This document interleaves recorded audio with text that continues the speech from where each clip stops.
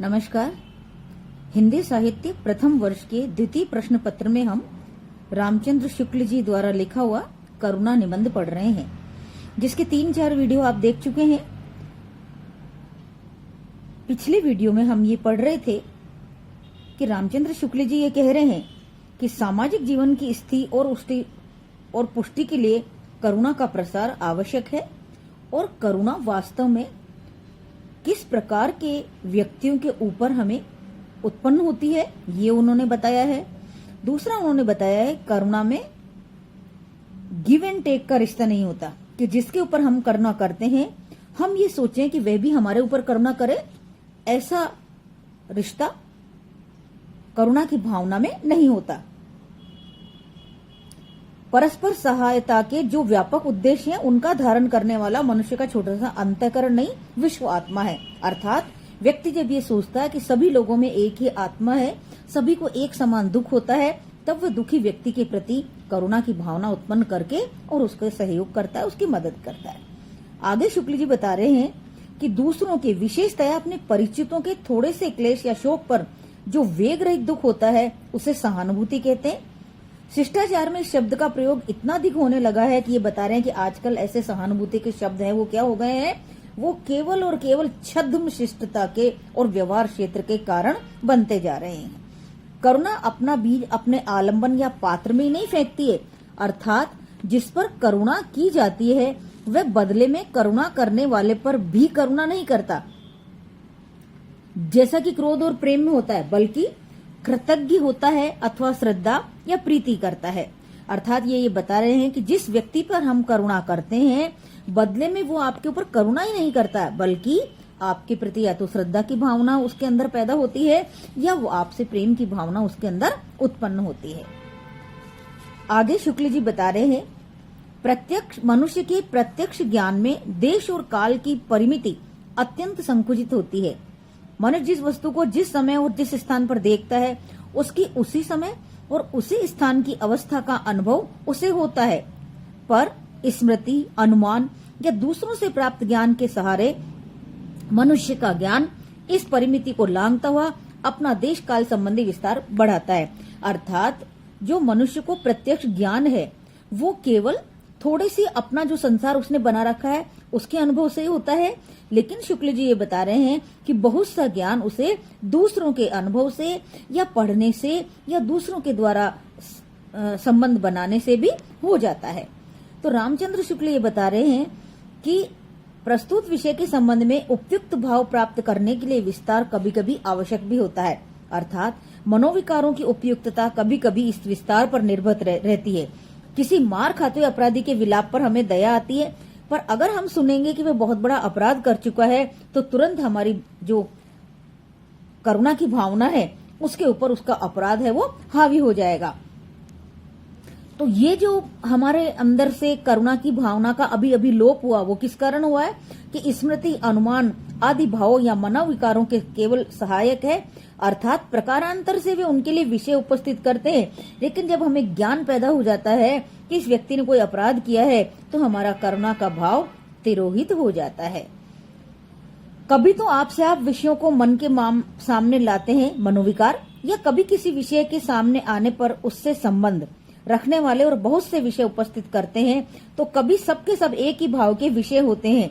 तो राइटर यहाँ ये बताना चाहता है कि मनोवेग या भावों को मंद या दूर करने वाली स्मृति, अनुमान या बुद्धि आदि कोई दूसरी अंतःकरण वृत्ति नहीं है, मन का दूसरा भाव या वेग ही है। अर्थात हमारे मन के अंदर जो भाव, संचारी भाव जो निरंतर गतिमान रहते हैं, राइटर ये बता रहा है कि उन सब का कारण हमारा ज्ञान है, और उस ज्ञान के आधार पर ही अपराधी को एक बार मार खाते हुए आपके मन में करुणा पैदा होती है, लेकिन जब हमें ज्ञान हो जाता है कि वे अपराधी है तो दूसरे मनोवेग हावी हो जाते हैं और करुणा की भावना तिरोहित हो जाती है। आगे वो बता रहे हैं मनुष्य की सजीवता मनोवेग या प्रवृत्ति में भावों की तत्परता में है। अर्थात मनुष्य इसीलिए सजीव है कि उसके मनोवेग, उसके भाव निरंतर गतिमान रहते हैं। नीतिज्ञों और धार्मिकों का मनोविकारों से दूर करने का उपदेश घोर पाखंड है। अर्थात सामान्य जन मनोवेगों को वश में नहीं कर पाता है। इस विषय में कवियों का प्रयत्न सच्चा है। जो मनोविकारों पर सानी नहीं चढ़ाती, बल्कि उन्हें परिमार्जित करते हुए सृष्टि के पदार्थों के साथ उनके उपयुक्त संबंध निर्वाह पर जोर देते हैं। अर्थात कवि जब अपना काव्य लिखता है, साहित्य लिखता है, तो वो क्या करता है कि मनोविकारों को परिमार्जित करता है। कि अगर वो प्रेम की भावना की कविता लिखता है तो दूसरे के हृदय में, पाठक के हृदय में उसको पढ़ करके प्रेम की भावना पैदा हो जाएगी और बाकी सारे मनोविकार तिरोहित हो जाएंगे। इसलिए राइटर ये बता रहा है कि कवियों का प्रयास सच्चा है। यदि मनोवेग न हो तो स्मृति, अनुमान, बुद्धि आदि के रहते मनुष्य जड़ हो जाएगा। प्रचलित सभ्यता और जीवन की कठिनता से मनुष्य अपने इन मनोवेगों को मारने और अशक्त करने पर विवश होता जाता है। इसका पूर्ण सच्चा निर्वाह उसके लिए कठिन होता जाता है और इस प्रकार उसके जीवन का स्वाद निकलता जाता है। वन, नदी, पर्वत आदि को देख आनंदित होने के लिए अब उसके हृदय में जगह ही नहीं है।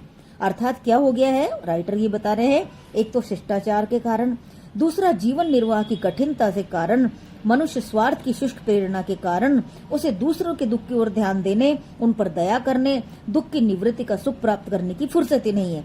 और इस प्रकार आजकल मनुष्य कैसा होता जा रहा है, अपने हृदय को दबाकर केवल क्रूर आवश्यकता, कृत्रिम नियमों के अनुसार चलने पर वो कठपुतली जैसा जड़ और विवश होता जा रहा है। भावुकता उसकी समाप्त होती जा रही है। और वो राइटर ये बता रहे हैं कि जो पाखंडी लोग कहते हैं कि करुणा छोड़ो, प्रेम छोड़ो, तो वो ये बता रहे हैं कि अगर ये सब छोड़ दोगे तो मनुष्य कैसा हो जाएगा, जड़ हो जाएगा। उसके अंदर से मानवीय जो गुण है वो धीरे धीरे समाप्त हो जाएंगे। तो इस पैराग्राफ में राइटर आपको ये बताना चाह रहा है कि मनुष्य के अंदर करुणा का संचार होना नितांत आवश्यक है। यह ठीक है कि मनोवेग उत्पन्न होना और बात है और मनोवेग के अनुसार व्यवहार करना और बात, पर अनुसारी परिणाम के निरंतर अभाव के मनोवेगों का अभ्यास भी घटने लगता है। अर्थात अगर हम बार बार अपने मनोविकारों को दबाते हैं तो धीरे धीरे हमारी वृत्ति ऐसी हो जाती है कि हमारी दया की वृत्ति धीरे धीरे समाप्त हो जाती है। राइटर आगे बता रहे, कुछ ऐसे अवसर होते हैं जब हम करुणा नहीं कर सकते। ये प्रश्न एग्जाम में भी आता है। वो 3 वस्तुएं होती है। आवश्यकता अगर हमें है, नियम यदि है, और न्याय है। जैसे अगर कोई बुढ़ा नौकर कार्य करने में अशक्त हो गया है और हमारे काम में हर्ज होता है तो हमें उस पर दया तो आती है, लेकिन हमें अपनी आवश्यकता की पूर्ति के लिए उसे अपने कार्य से अलग करना पड़ेगा। उसी प्रकार यदि नियम है कि रुपया देकर लोग कोई कार्य करने पाए तो व्यक्ति रुपया वसूल करने पर नियुक्त होगा।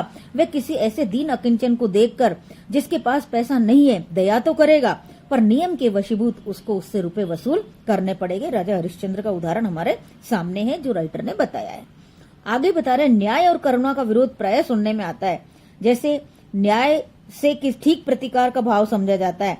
यदि किसी ने हमसे 1000 रुपए उधार लिए हैं, न्याय ये है कि वो हमें लौटा दे, और अगर नहीं किसी ने अपराध किया है तो उसे दंड दे।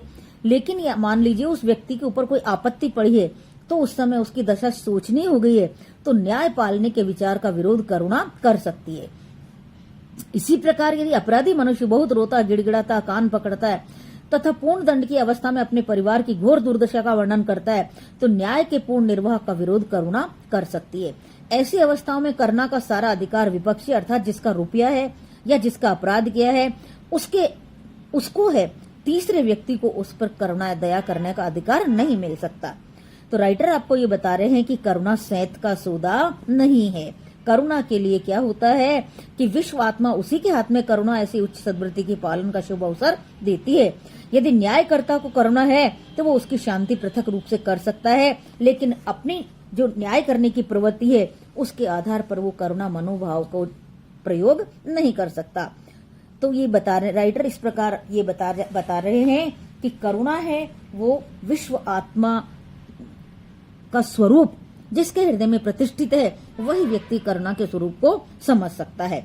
तो पूरे अध्याय में रामचंद्र शुक्ल जी ने ये बताया है करुणा किसे कहते हैं, करुणा किसके प्रति उत्पन्न होती है, उसका वेग किस तरह से व्यवस्थित होता है, और आगे वो ये बता रहे हैं करुणा ही वे भाव है जो समाज व्यवस्था को चलाता है। और आगे उन्होंने ये भी बताया है कि करुणा सैंत का सौदा नहीं है। करुणा करने के लिए व्यक्ति को स्वयं को भी बहुत सारे प्रयास करने पड़ते हैं। तो इस प्रकार करुणा अध्याय आज ही समाप्त होता है।